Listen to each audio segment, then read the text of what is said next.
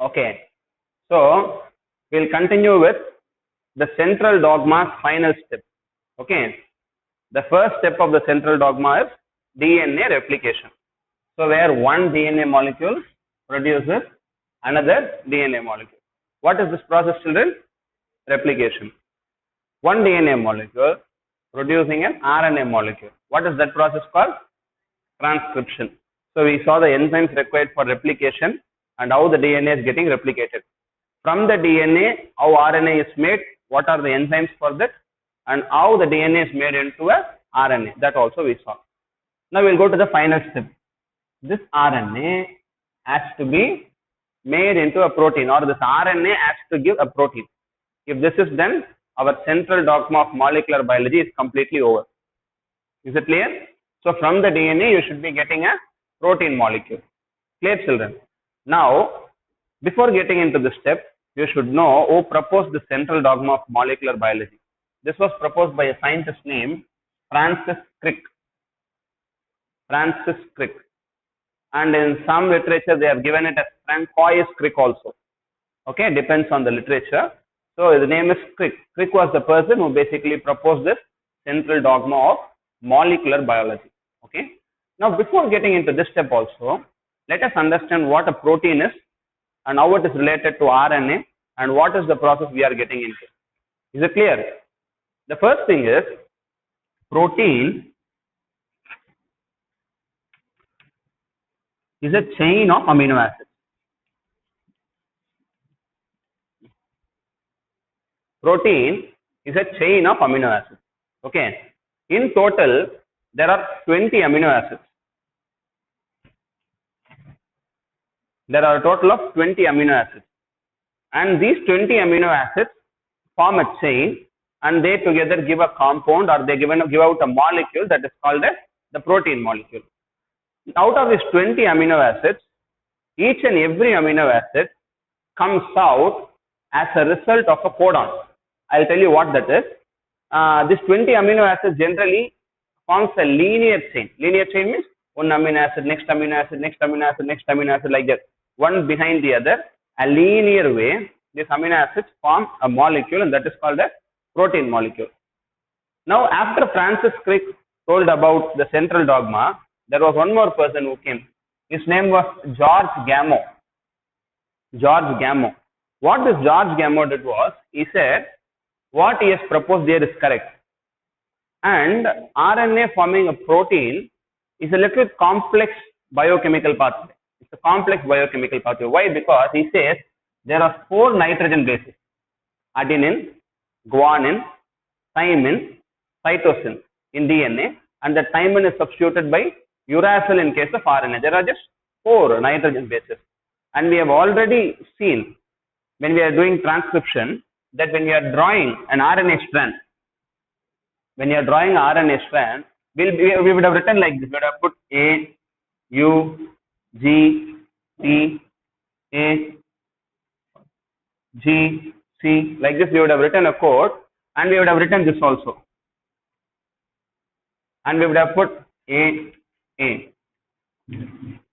What does this mean?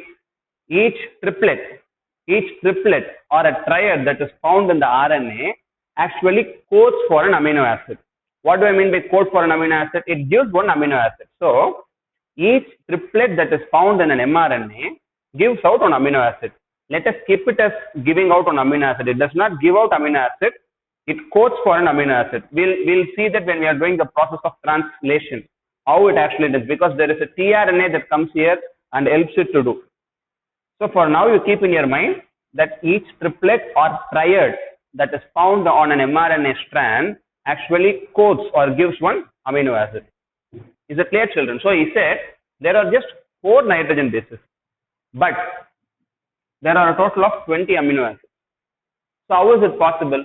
If it is going to be in this way, then there is some permutation and combination that is happening among the nitrogen bases. So the nitrogen bases completely get multiplied, get added, and go as per their wish, just like independent assortment. They go and join as per their wish with different nitrogenous bases and form different codes. And each of these codes will give rise to a separate amino acid. Is it clear, children? Going further, Now, this idea that was given by George Gamow was supported by three scientists. The name of the first one was Dr. H. Khorana, and then the next person is Marshall Nirenberg, and finally Severo Okwa. So these were the people who actually supported the idea, who were very much pushing them from the back and telling that this kind of permutation and combination was actually going on with the nitrogen basis, and they were the ones who took this idea of George Gamow to the outer world. Okay. Now going further, the whole idea that was given by these three people were condensed in the form of a box. It was called as a genetic code. It was called as a genetic code. And in this box, we can get to know what are the different kinds of codes that were generated, and each code gives rise to what kind of an amino acid. And it was very clearly stated by George Gamow that each and every nitrogenous base is going to combine with another nitrogenous base in whatever pair they want. But we should always keep one thing in mind. It can form in whatever they can assort, they can join, they can form bonds in whatever they want. But one thing has to be made sure. They'll have to make sure that it has to be a triad, it has to be a triplet. Only if it is a triplet or a triad, then they'll be forming a proper code for an amino acid. If only two nitrogenous bases are there, it will not give an amino acid. If only three are there, the tRNA molecule will come and then it will code for an amino acid. So three has to come. So what they did, this is not a very big scientific box. It is just a normal rough box, okay, which is made for our own convenience. It is a normal rough box made for our convenience, so that we'll get to know what are the different codes for different amino acids. That's all.